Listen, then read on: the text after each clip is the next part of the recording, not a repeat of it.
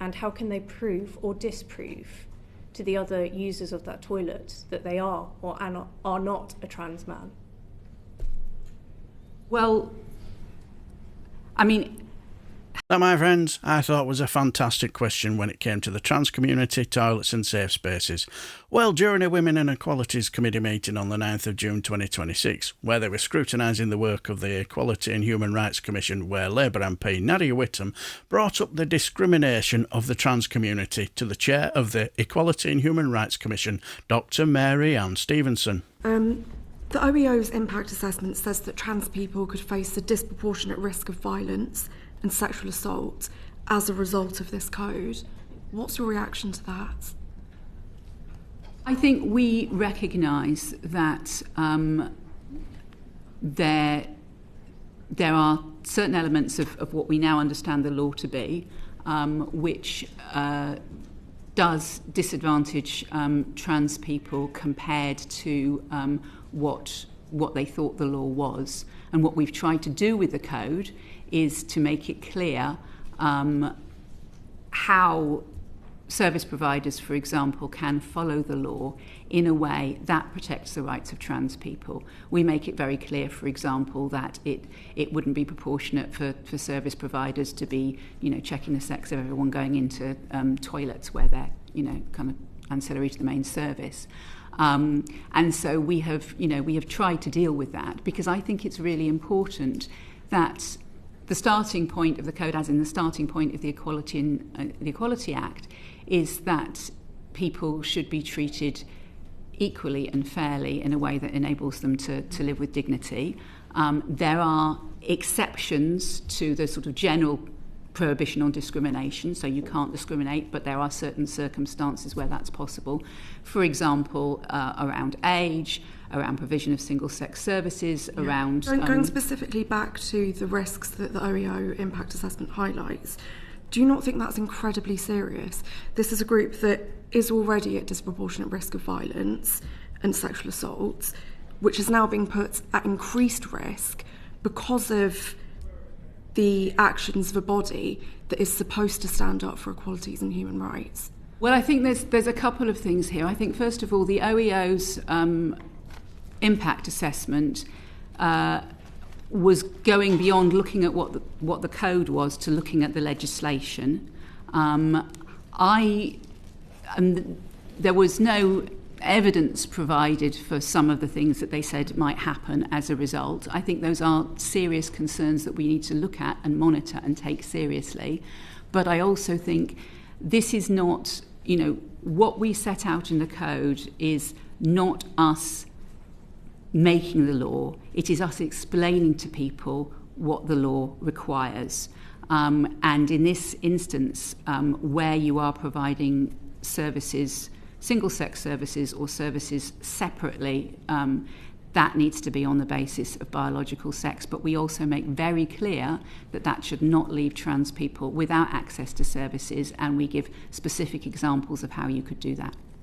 Your code suggests that employees of a business should enforce restrictions based on evidence such as, and I quote, the individual's physique or physical appearance, behaviour or concerns raised by other service users. Can you please define specific elements of physique, physical appearance and behaviour that you would suggest it would be appropriate for staff to base their concerns on? And can you tell us where in the Supreme Court judgment it requires this? I think that what's required here is to take a common sense approach, right? So we are talking about, what the law requires and what our code says is not that people should be judged on how well they perform masculinity or femininity, that the actual requirement is whether or not somebody is male or female. And in most instances, we expect that when rules are set, people will follow those rules. There may be some occasions, and as we make clear in the code, the response of service providers has to be proportionate. So, for example, it wouldn't be proportionate to have somebody checking who goes into toilets. But if you are, for example, running a women's refuge, then it is legitimate to be able to make decisions about who can and cannot come into that refuge if it is a single-sex service. And I mean, that already happens on a case-by-case basis, though, and has done for many decades. Specifically, I think the thing about a case-by-case basis... Let me finish, please. Okay. Specifically on the elements of physical appearance, what is it specifically? Is it height, build, hairy legs, face shape? I think the problem that we get into in this area is people put themselves into a position where they either say you can always tell or you can never tell. And I think actually we're in a situation where we know there is no legal documentation that you can ask for to prove somebody's sex. However, a common sense approach would understand that, for example, very many women will have had an experience of being in a pub or club toilet where a man has walked in drunk and they've said, mate, I think you're in the wrong room. That has been based on physical appearance. And we make those sorts of decisions all the time. We make those sorts of judgments all the time. But what we are clear about is this is not about how somebody dresses, whether somebody has short hair, how well somebody performs femininity or not. This is exactly about somebody's sex and whether or not they can access services. And as I say, most people we would expect to follow the rules. Dr. Stephenson, that example that you gave about a nightclub toilet, a man walking into a women's toilet absolutely drunk, what is there to stop that man now saying that I'm a trans man? And how can they prove or disprove to the other users of that toilet that they are or are not a trans man?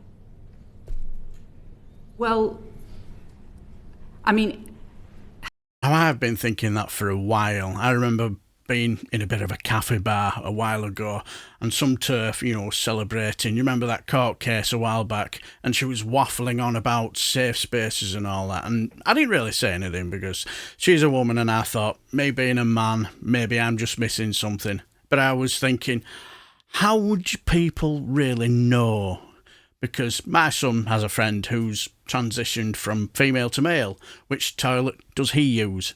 If he has to use a female toilet, having a bit of, facial hair, I'm not too sure these women in the toilet would be too understanding. But anyway, less of my rabbiting. Let's see what Dr. Stephenson has to say. You have the same argument for what is to stop a man previously walking in and saying, I'm a trans woman and I've got an entitlement to be in this space, because there's no requirement in terms of how people dress or present. I mean, there are people who are going to try, who may try and use an excuse to access a service. I think in actual practice that will be dealt with in a kind of common sense and practical way.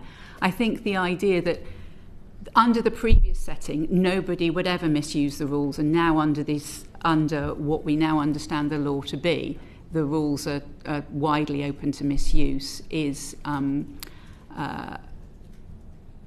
difficult to understand. Thank you. I'm hand back to Nadia, and I know some others want to come in. What strikes me is that these are the same stereotypes that women have been trying to escape, and you haven't stated where in the Supreme Court judgment this is required, and that's because it's purely a product of the EHRC, isn't it? It's not actually in the judgment. Do you agree with the Minister who told the House last week that most people have the common sense to step in where necessary if they perceive someone to be entering the supposed wrong facilities? So there's two things here. First of all, the question of adherence to stereotypes. It's not about stereotypes. It's about what somebody's sex is. This is about whether somebody is male or female. We have had previous versions of advice and policies set by all manner of organisations that have said people should be allowed to access services based on how they identify or present.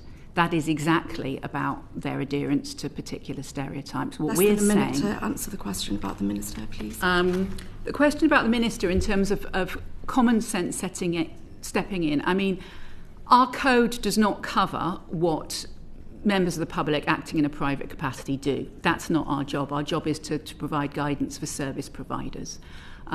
We have been clear that service providers' response to this has to be proportionate, and I think we would say in most circumstances, if people have concerns, it is probably better to speak to the manager or the owner or whoever is on site than to try and take matters into their own hands. But obviously, as I explained in the first thing, which is similar to what the Minister said, there are common sense situations where people will say, you're in the wrong room. But I do feel sorry for our Dr. Stephenson, because clearly her common sense is a hell of a lot more saner than Kamikaze Badanovs and J.K. Growlings, isn't it? Because I get the feeling that she just wants to maybe try to strike a balance, if that's the feeling I get, while Badenoch and Growling just basically want to use it to just basically attack the trans community, because they're just massive transphobes, aren't they? But anyway, what do you guys think? Let me know down below, and I shall bid you farewell and take care, my friends.